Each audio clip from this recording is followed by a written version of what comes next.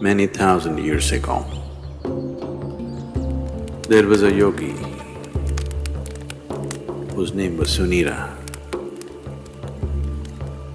We believe Sunira was just the next generation after Saptarishis. He lived and worked in the mountains which are presently in Nepal. And she took on an impossible project.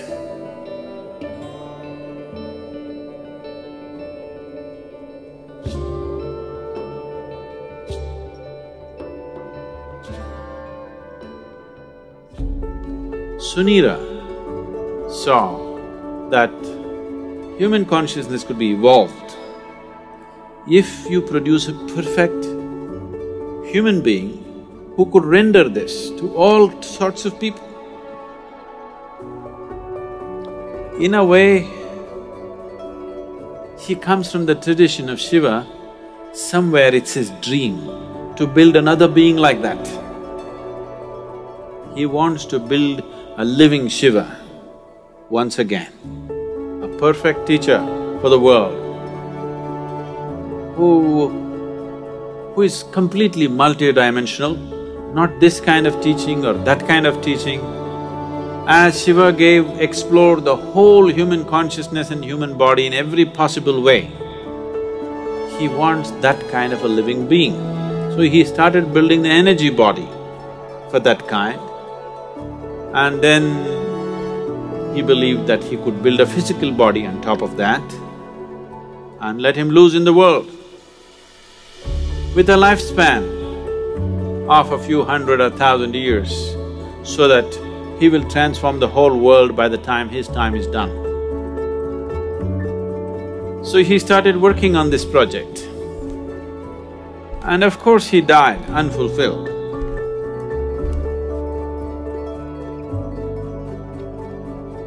So here and there, down these 40,000 years, many ambitious yogis picked up the same project that Sunira had left and tried to reconstruct this energy body of a perfect teacher who can transform human consciousness.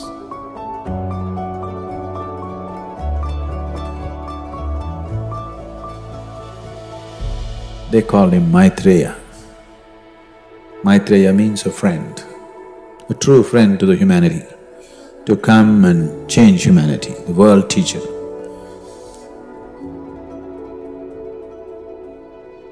Generation after generation, many yogis tried to continue to work on the same half-made project of Sunira.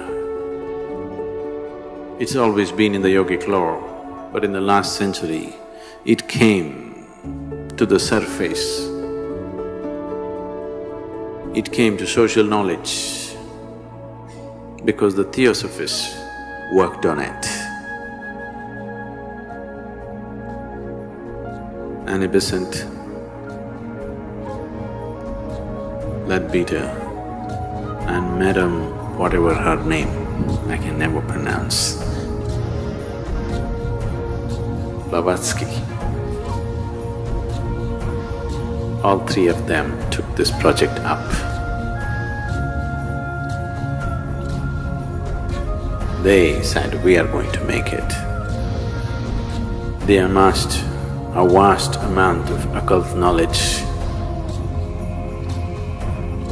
probably for the first time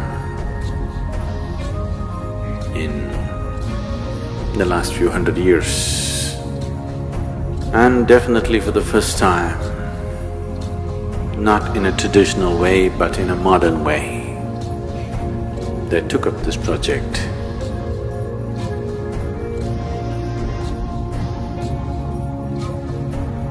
And they tried to locate this being, this unfinished project.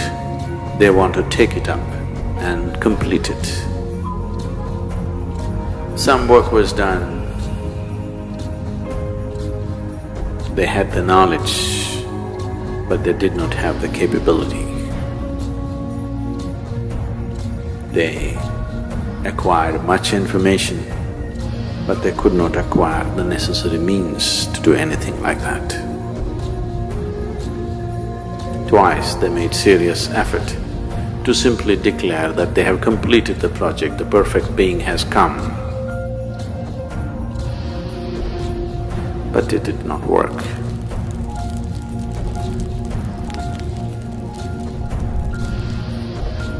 Another parallel line was also being drawn for the last couple of millenniums, where another set of yogis who were aware of this Sunira's glorious but quite impossible project, they started working upon a similar force to create a similar possibility, but with a completely different understanding of the same, creating a perfect being, but not as a human being, not in human form, because putting it into a human being as such a possibility, human system has all the capabilities, but still it doesn't have the necessary integrity of boundary to hold it. There are previous experiences of creating or attempting to create Dyanalingas in many places. Any number of projects have started in the last 2000, 3000 years and they've been abandoned halfway because of some problem or the other. In Bhojpur, they attempted a Dyanalinga about 1,000 years ago, little more than 1,000 years ago. This was supported by a local king, so it was hugely funded and they built a magnificent temple which is half done, and the rest of the plans they drew it on the stone, because there were no drawing boards. They flattened up a rock and they made an elaborate plan of the temple in all detail, the architectural thing on the stone. They had a grand plan, a beautiful setting and everything. But half completed, it stopped because of certain things. The lingam itself, they worked on it for more than 3 years. They had 14 people working on it, one yogi who started this whole process. But this yogi worked for over 2 years and produced these 14 people, 7 men and 7 women, of enormous or extraordinary accomplishment, and they started working. They created this lingam almost 95% done. But at that time an invasion happened.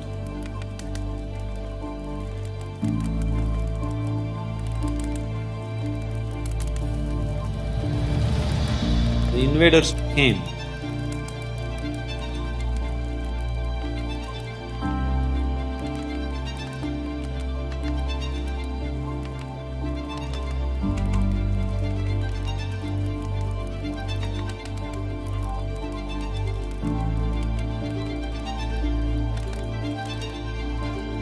Found these people in certain states which whatever looked prickish for them,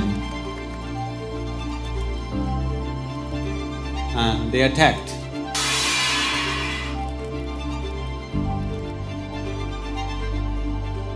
When they attacked, his left foot was chopped off. Because of this damage in the body, he could not continue.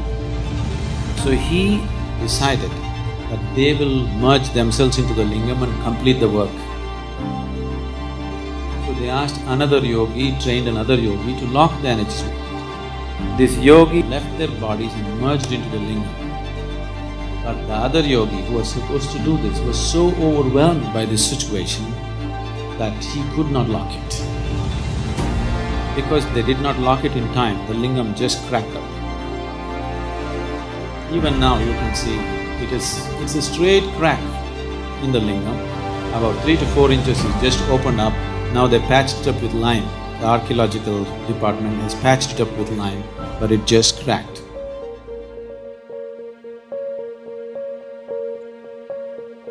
Building such structures has been the want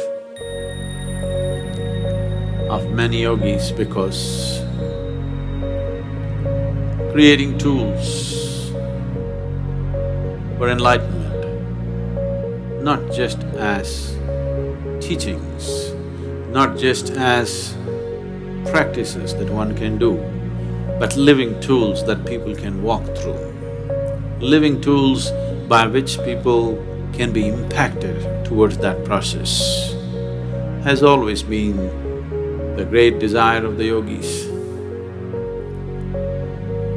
One of them who had such a desire fixed me up for the job.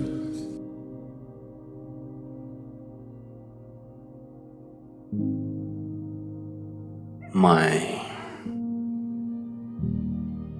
physical proximity with him was just for a few minutes.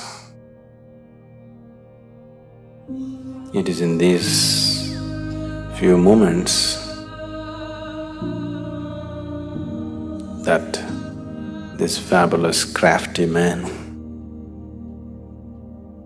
enslaved me for his project.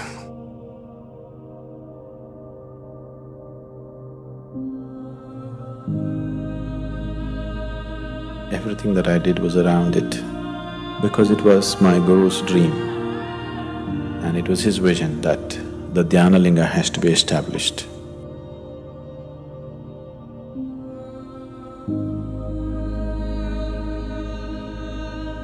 This is my Guru's will and grace.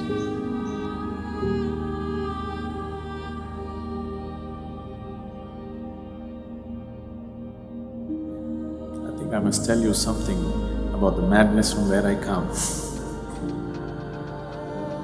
After 2 lifetimes of heartbreaking sadhana, very intense, very truly heartbreaking sadhana. These 2 lifetimes, I was referred to by people as Shiva Yogi. And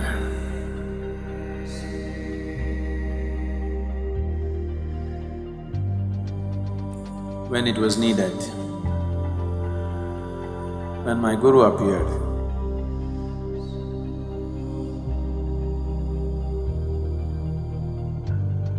and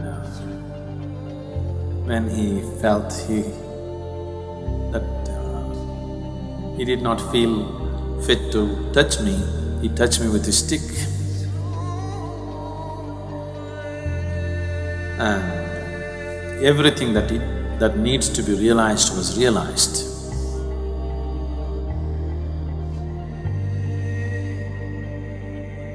I was at the very peak of anything can be.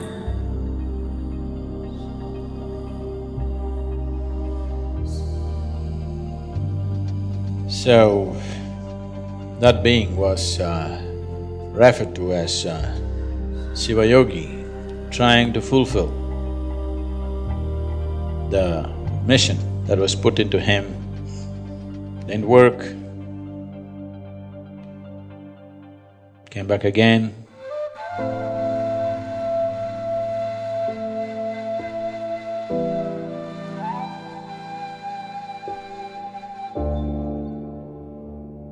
Sadguru Sri Brahma tried very hard, almost successful, but couldn't fix the goodwill in the society because the intensity of who he is could not be understood in the social circumstances. He couldn't fulfill that.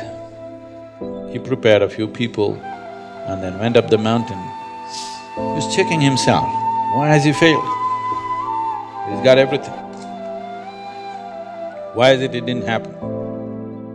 He knew it's not that he lacks the competence, it's just that he did not garner the social support that was needed. So he went up the mountain for the last time.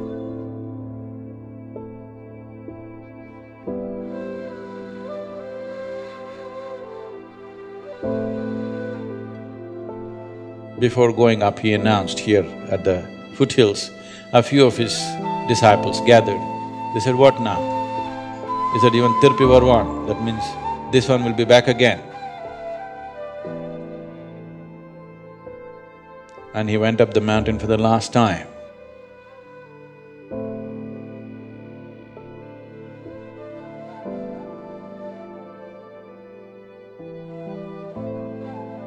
And he did a rare thing. He left his body through all his 7 chakras at the same time. He's just checking himself. He knows it's not so, but still the first blame should be on you when something doesn't work. So he's checking in case I'm not good or I'm not good enough. So he left his body through all his 7 chakras. This phenomenal energy, this very distinct energy which is nowhere else, you can experience on the 7th hill.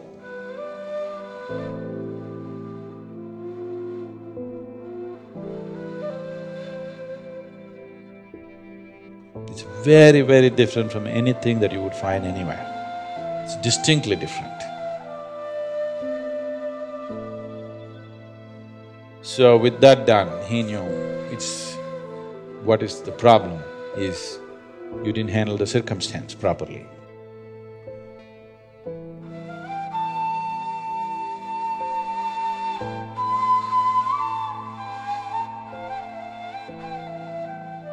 This round when we came, we planned everything to a point where we decided a few people that I need, where they are born, in which room, how. Everything was planned, it went accordingly.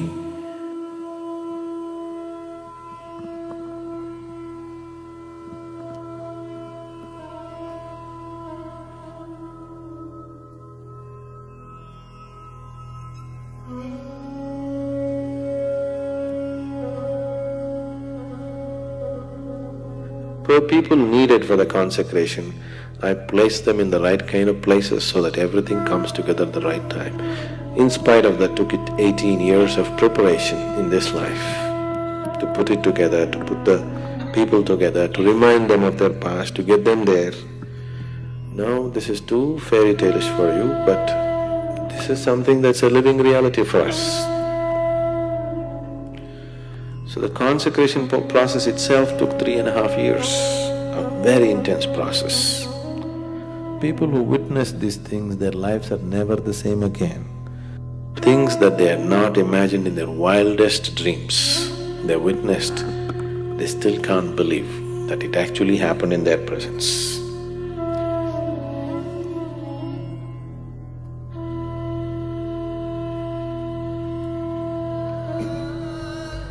Yogi Sunira, he worked through his lifetime, and towards the end of his life, when this dream of creating a perfect being remained unfulfilled,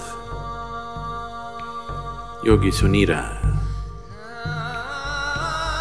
made a prophecy that long time from now, long time from now, this work that I have started will find fulfillment and reverberate, not here, but in the green hills of the south. Our hills are green. We are in the south. So whatever Sunira's prophecy has come true, but not the way he thought it would.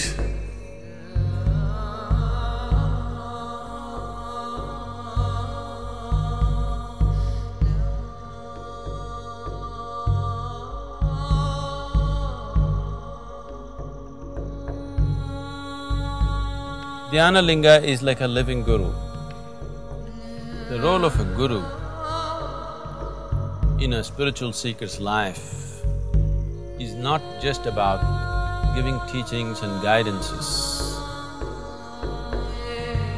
The most fundamental thing why a spiritual seeker seeks a guru is because a guru can ignite his energies into a different dimension. That aspect of Guru's role in a spiritual seeker's life is very well fulfilled by the Dyanalinga. Once a person is in the sphere of Dyanalinga, he cannot escape the sowing of the spiritual seed of liberation within himself.